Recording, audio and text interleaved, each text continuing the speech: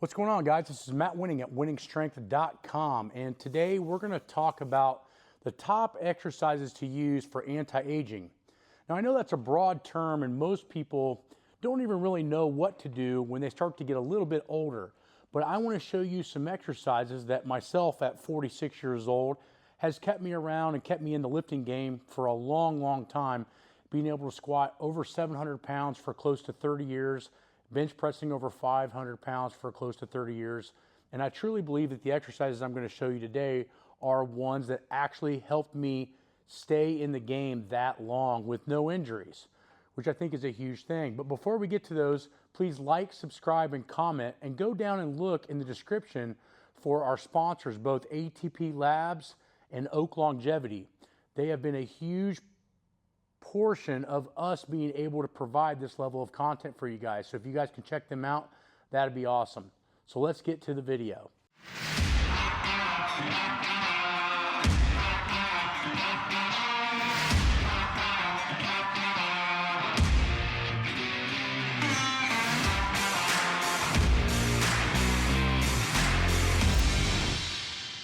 I think what we have to understand, guys, is that anti-aging encompasses posture.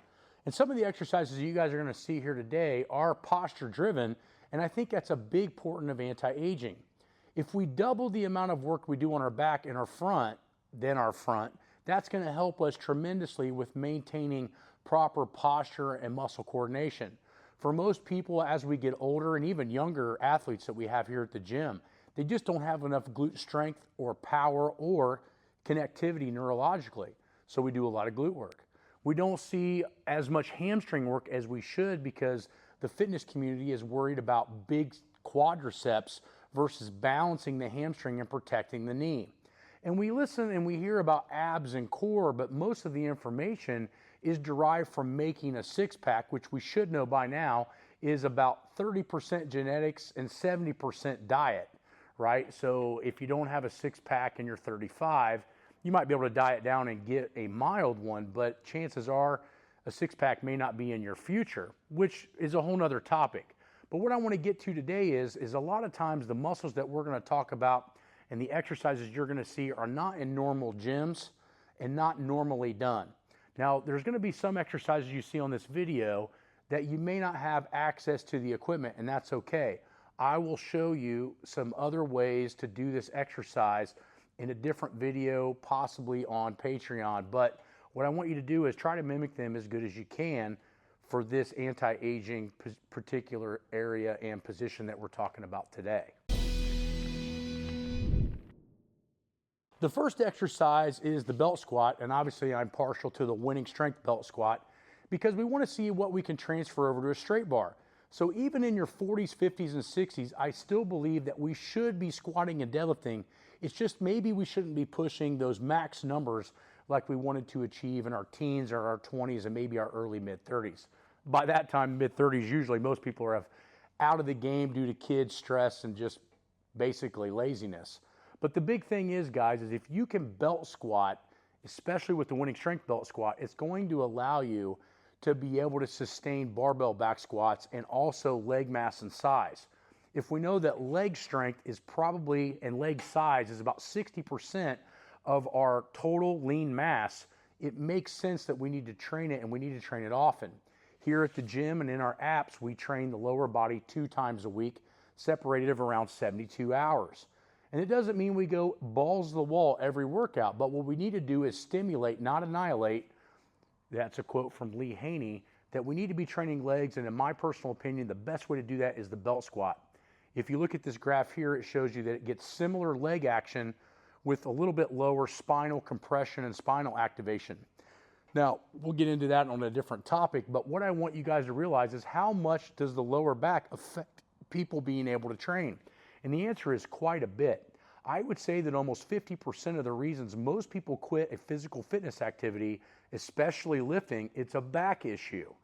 Now, I don't know if that 50% is perfect, but over the last 30 years, I've seen that probably 50% of the time, meaning that the lower back tends to be the limiting factor in longevity and the limiting factor in how long you can do something, which is kind of attached to longevity, but it's also usually a high injury area that causes people to stop lifting or back off what they're doing.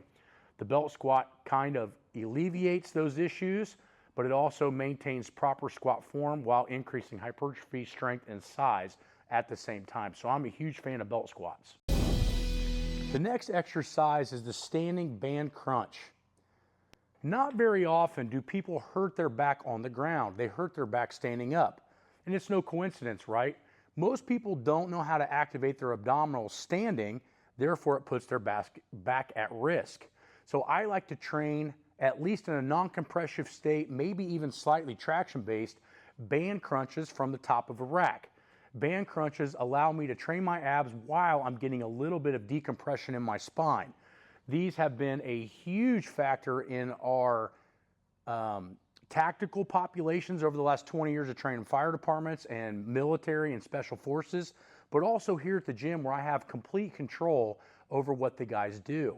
We haven't had a back injury in the gym since around 2012. That's 13 years ago. Now keep in mind, in 2012, I was squatting 1,200 pounds and prepping to squat all-time world records raw. So regardless if you're trying to be a powerlifter or not, we try to do extreme weights in the gym and we don't get back injuries. And I think a lot of that can be tied into doing band crunches. So you can do them kneeling or standing or what we call a winning plank. And I can show that maybe in this video or another, but doing standing band crunches is huge because you need to learn how to use your abs in a standing position because that's when you're going to hurt your back. I also find that doing abs in a standing position tends to have more transfer over to deadlifts and squats for that very reason. You're on your feet. So if you're hurting your back while on your feet, chances are your abs are weak or deconditioned, and the standing band crunch can fix that for you. The next exercise, and the reason I put this one in, is because you can do it almost anywhere, and that is the inverted barbell row. The inverted barbell row is basically a bent over row, but it doesn't have any back compression. So I'm not a huge fan of doing barbell bent over rows, which is what you see a lot of fitness people do. I like doing inverted rows because now we don't have any spinal compression. Therefore, for the aging athlete and the person that's worried about mileage on their spine and body, the inverted row is a no-brainer. The way to do the inverted row is to put your hands exactly where you bench press. And hopefully, if you go watch other bench press videos, you'll know where your hands go on the bar. And it's not super wide like you see a bunch of influencers doing. But what I want you to know is that your upper back is crucial for making sure that your heart rate, your cardiovascular system, your lungs, and your organs function correctly, because poor posture tends to crush them, raise blood pressure. It does all kinds of weird shit you wouldn't even think about. But inverted rows are crazy important, but you can do them almost anywhere, and that's why this exercise is in there. Now, if you're just starting out, don't worry if you're heavier that you can't do a bunch of reps. Start off at 2, 3, 4 reps every 2, 3, 4 days and work your way up. For most good athletes, we can do anywhere from 20 to 25 with anywhere from 40 to 60 more pounds on our body. I also like it better than pull-ups because for a lot of people, especially in the anti-aging category, most people can't do a pull-up right off the rip. But doing inverted rows will start you on the process to doing pull-ups, which is even more traction and better. But again, most people can't do them. So inverted rows are one of my go-tos for the upper body.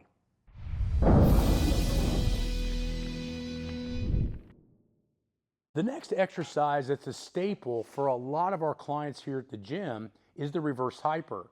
The reverse hyper was invented in the US by Louis Simmons. It goes back way farther than that in Europe.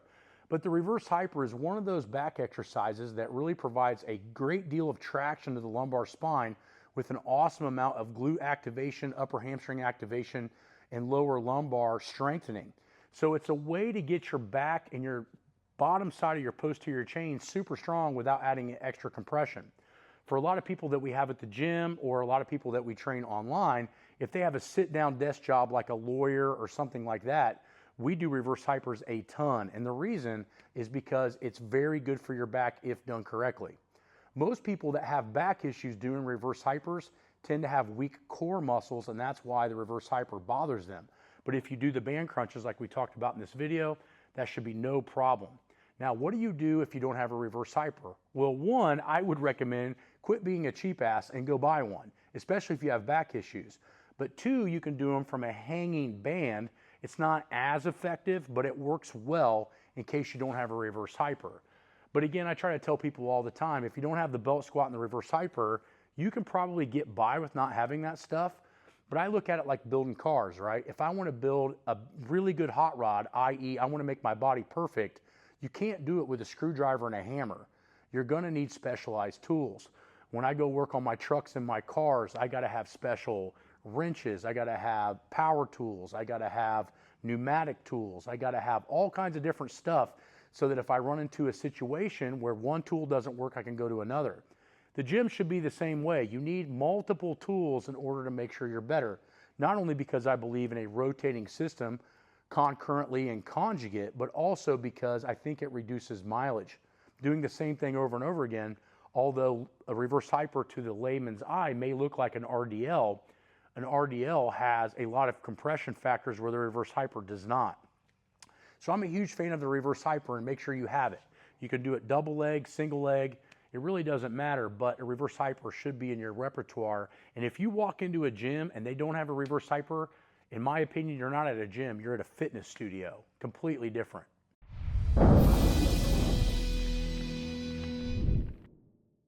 So these are just a few of the exercises that we use at Wenningstrength.com, both in the apps. So if you're already on Patreon or Train Heroic, you're probably familiar with these exercises. If you're not on those apps, I suggest that you follow them because we have fine-tuned the amount of volume, intensity, duration, and rest periods that most people need. Not only that, we have a lot of people at the gym that are over 60 years old that can still deadlift way over 400 and bench way over 300 and squat 400 than I've ever seen. And we never accumulate injuries at the gym. Now, it doesn't mean that happens overnight. It happens over a long period of time. A lot of the older clients that I've had for a long, long time, upwards of 5, 10, and some even 15 years with no injuries. Isn't that ironic? So what I'm trying to tell you guys is that if you start later, it's a longer road, but it doesn't mean you shouldn't train smarter. And if you're a younger guy, don't neglect these exercises, because the least amount of miles that you put on your body to get to your strength goals or your aesthetic goals, the better off you're going to be when you're my age or older. So go to Wenningstrength.com, check out some of the products that we have. Hopefully these exercises have helped you to start the process in your goals and do it smarter. Because at the end of the day, we want to get to our goals without destroying our body. And that is a huge problem in the fitness industry right now. You know, we have these products and people and training programs that might create some results, but what is the cost? It's not just the cost of the manual. It's not just the cost of the coaching or the energy. It could be costing you the mileage on your joints and making your workouts worse than if you weren't really doing anything. And that's hard to say and hard to tell people, but sometimes doing things incorrectly too often, too hard, is worse than not doing anything at all. So this is Matt Wenning at Wenningstrength.com. Hope to see you guys on the website.